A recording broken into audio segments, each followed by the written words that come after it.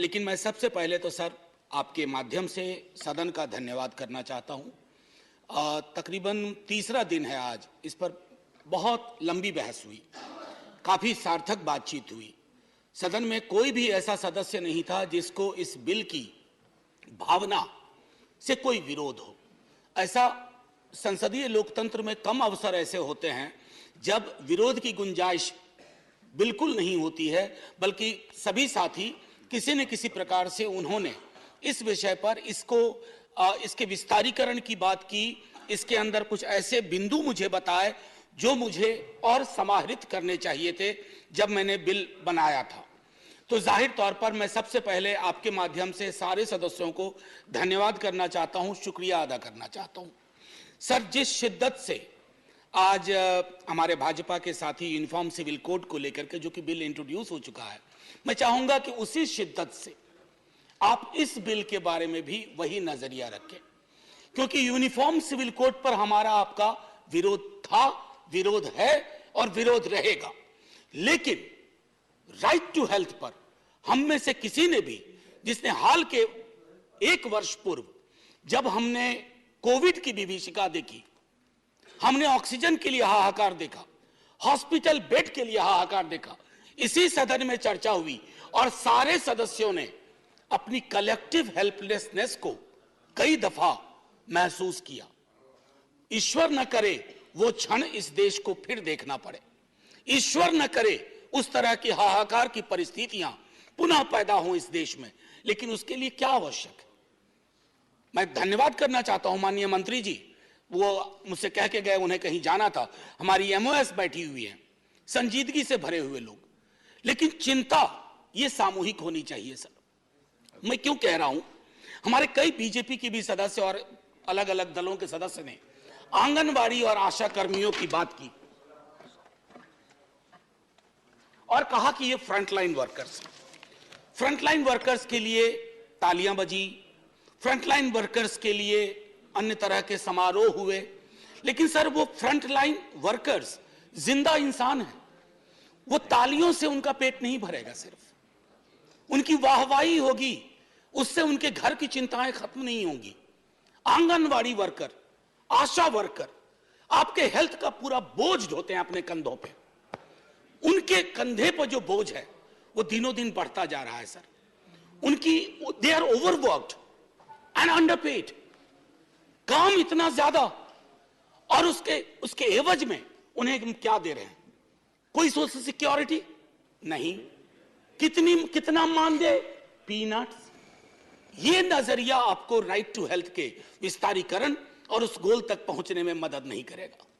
ये मैं आपके लिए नहीं कह रहा हूं, ऐसा नहीं कि राइट टू हेल्थ पर पहली बार, जबकि मैं इस पर रिसर्च कर रहा था सर, बमुश्किल 10-12 मिनट लूंगा, खत्म कर दूंगा। इस पर जब मैं रिसर्च कर रहा था तो संविधान सभा की बैठकों में भी चर्चा हुई, खास करके एक व्यक्ति जिनके बारे में बहुत कम लोग जानते हैं कि उन्होंने पब्लिक हेल्थ सिस्टम के बारे में क्या कहा। मैं बाबा साहब को इस बहस में लाना चाहूंगा। बाबा साहब का नजरिया बिल्कुल साफ था कि public health system social security के बगैर नागरिक का सबलीकरण नहीं हो सकता।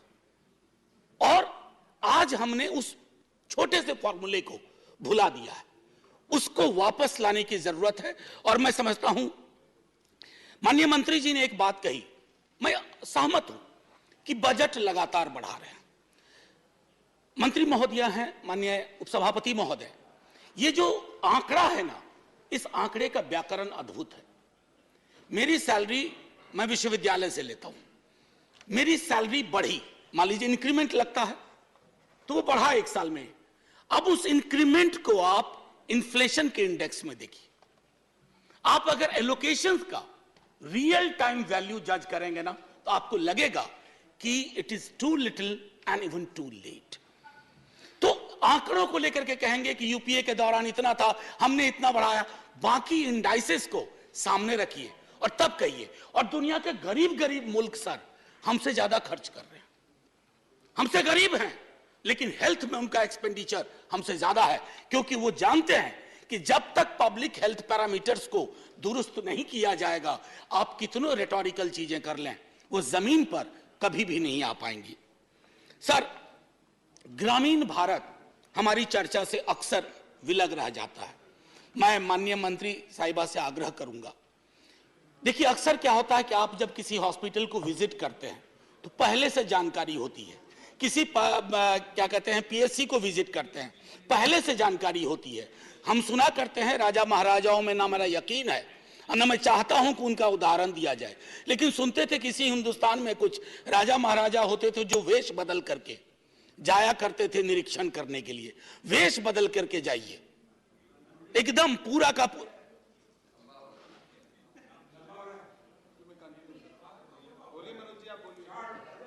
हाँ बोले, आप इधर चेयर की तरफ देखें प्लीज, आपस में एक माननीय उपसभापति महोदय, एक दो उदाहरण छोटा छोटा दूंगा।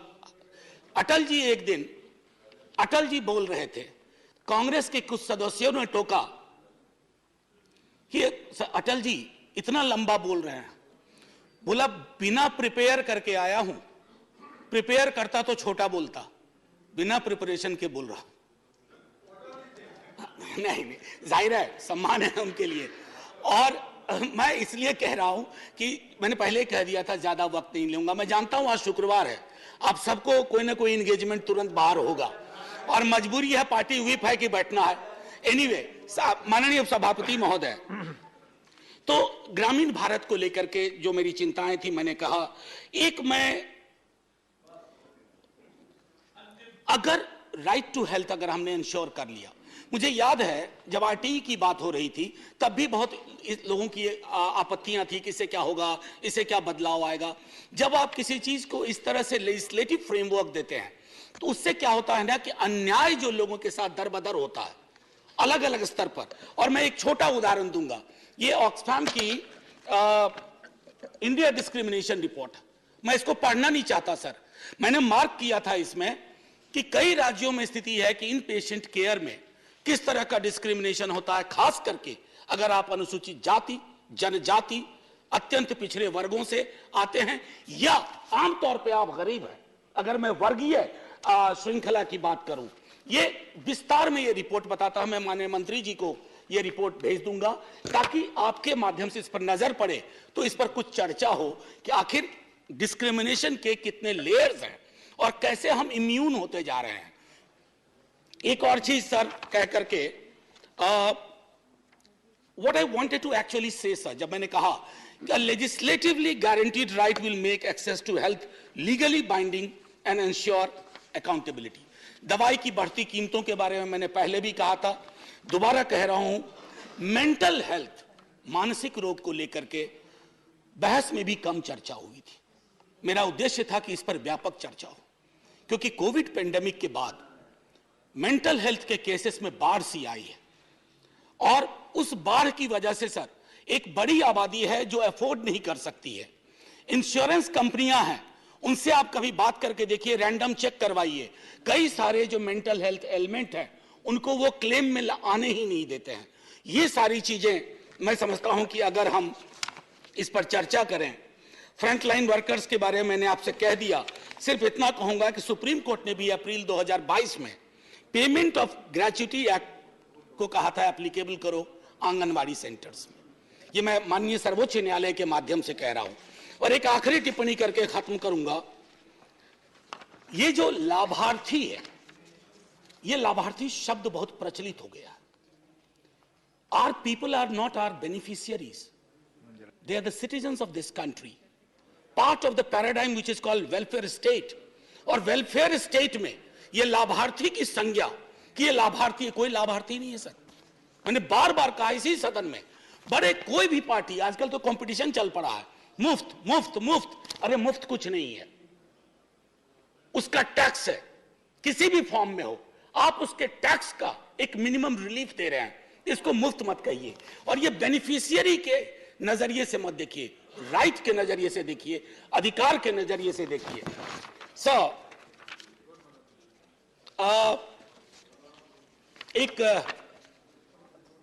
एक हास्य के लिए छोटी चीज सुना करके खत्म कर दूंगा। हास्य के लिए, विंस्टन चर्चिल रूजवेल्ट के यहां जाते थे, प्रेसिडेंट थे रूजवेल्ट, व्हील चेयर पे चलते थे।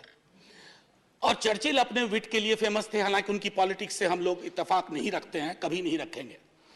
तो चर्चिल साहब को व्हाइट हाउस में ही कमरा मिला करता था, तो वह नहा रहे थे और उनकी नहाने की आदत थी कि नग्नावस्था में नहाते थे। तो रूजवेल्ट पहुंच गए। रूजवेल्ट ने पूछा, जैसे ही व्हीलचेयर वहां ले गए तो हकबका के रूजवेल्ट अपनी व्हीलचेयर को मोड़ा। अब चर्चिल देखिए कैसे संभालते हैं। वो कहते हैं, look mister president, prime minister of UK has nothing to hide from you.